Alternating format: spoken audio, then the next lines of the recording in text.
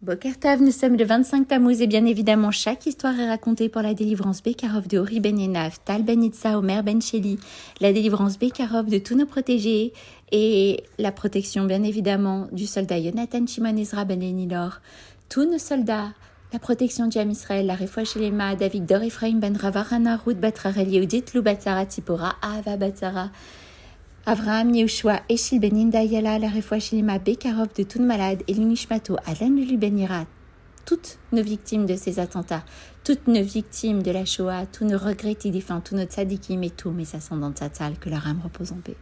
Nous voilà à nouveau ensemble pour ce moment privilégié. Baruch Hashem. Vous devez savoir que c'est un grand plaisir pour moi de vous raconter toutes ces belles histoires chaque matin. Il y a de nombreuses années vivait un chassid pauvre. Savez-vous ce qu'est un chassid ? Un chassid est un homme qui pratique la bonté, le chesed envers les créatures. Un chassid n'est pas forcément un homme qui appartient à une chassidoute spécifique, car le mouvement de la chassidoute n'a vu le jour qu'il y a environ 300 ans, alors que la notion de chassid est mentionnée dans la Mishnah et dans la Gemara. Ainsi, ce chassid avait une femme et des enfants, mais subvenait difficilement à leurs besoins. Il travaillait chez un homme qui avait des champs et des vignobles. Son travail consistait à labourer les champs avec une charrue tirée par un bœuf robuste. Ce n'était pas un travail facile, d'autant plus qu'il effectuait sous un soleil accablant, mais il n'avait pas le choix.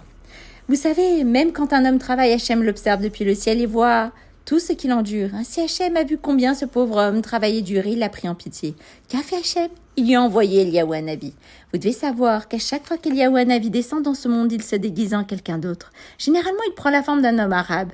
Cette fois aussi, il s'est déguisé en homme arabe et a dit au chassid: mon maître, vous avez reçu un cadeau du ciel. Vous avez connaître 7 années de richesse et d'abondance matérielle. Mais dites-moi, quand désirez-vous vivre ces 7 années d'abondance? Maintenant ou à la fin de votre vie? Le chassid a pris Eliyahu Hanavi pour un homme ordinaire et lui a répondu: êtes-vous magicien? Je n'ai pas d'argent à vous donner. Laissez-moi tranquille.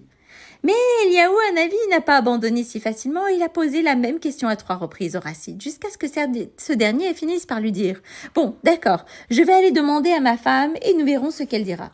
Ainsi, quand il est arrivé chez lui, il a dit à sa femme: un drôle d'homme est venu vers moi et m'a dit que je devais recevoir du ciel 7 années d'abondance. Seulement, il me demande quand je veux les recevoir. Sa femme lui a répondu: il n'y a pas de question. Dis-lui que tu les veux à partir d'aujourd'hui.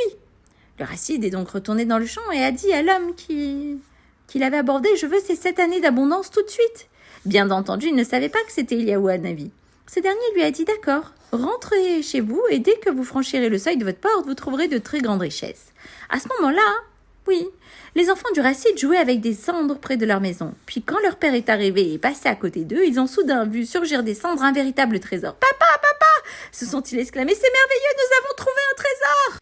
Écoutez plutôt ce qu'a fait la femme du chassid. C'était une femme très intelligente. Elle a dit à son mari: mon cher mari, puisqu'Hachem nous a envoyé de l'argent, profitons-en pour donner la tzedaka aux nécessiteux. Et à partir de ce jour, elle a donné chaque jour de grandes sommes d'argent aux pauvres, aux veuves et aux orphelins. À chaque fois qu'elle donnait de l'argent à la tzedaka, elle demandait à son petit garçon de noter sur son cahier la somme qu'elle avait donnée. Ainsi, juste avant qu'elle donne une certaine somme à la tzedaka, son fils arrivait avec son cahier et notait soigneusement: aujourd'hui, tel jour, tel mois, mes parents ont donné telle et telle somme d'argent aux pauvres. Une année est passée, puis une deuxième, une troisième, et ainsi, durant ces années qui passaient, le couple distribuait de l'argent à la tzedaka et leur fils continuait à remplir ce cahier. Le premier cahier s'est terminé, il en a donc entamé un deuxième, puis après l'avoir terminé, il a commencé un troisième. Et c'est ainsi que les 7 années se sont écoulées. Le chassid ne travaillait plus dans les champs, bien sûr, car il était devenu riche, mais il étudiait la Torah au Beth Hamidrash. Un jour, Eliyahu Hanavi est venu s'asseoir à côté de lui au Beth Hamidrash et lui a dit: bonjour, vous vous souvenez qu'il y a 7 ans, je suis venu vous voir et je vous ai annoncé que vous recevriez 7 années d'abondance matérielle. Bien sûr, je m'en souviens, lui a répondu le chassid. Eh bien, ces 7 années se sont écoulées, je suis venu reprendre toute cette richesse, lui a alors dit Eliyahu Hanavi. Le chassid était un peu troublé.